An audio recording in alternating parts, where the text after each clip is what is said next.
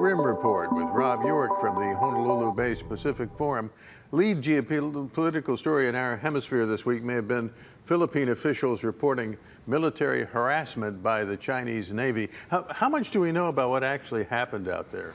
We can tell based on the accounts from the Philippines and also from video footage that it looks like the most recent provocation was a Chinese vessel turning a water hose on a Philippine vessel, which sounds funny, but it's actually such a high pressure water stream that it actually disabled the boat. It shut down one of its engines and left it stranded and could have potentially resulted in lost lives. There was also a report, I think at one point, that one of the Philippine boats had been bumped. Yes, there was a ramming incident as well. There have been a number of incidents between China and the Philippines in these waters in the past year, and it looks like China is stepping up its claims to this disputed territory.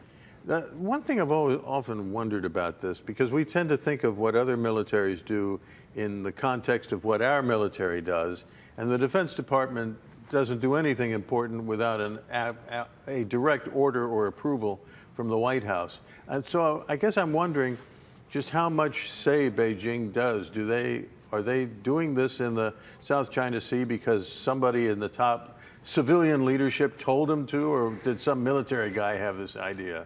Well, we don't have, a directive in writing that we can access and say, okay, it says to harass Filipino fishermen in the Second Thomas Shoal, but it does track with Xi Jinping's overall more aggressive tone regarding their claims to the international.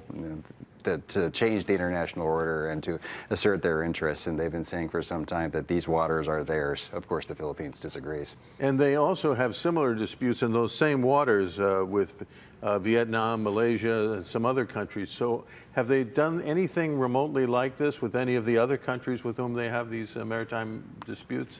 Well, yeah, there's a trend of harassment in these waters, but this is probably the most serious one that we're aware of in the recent times. And it's a reminder as we look at Israel, as we look at Ukraine, as we look at Taiwan, that there are potential scenarios that could lead to some very hard decisions for our top brass in Washington if they involve a treaty ally, as the Philippines is, especially if lives are lost. Right.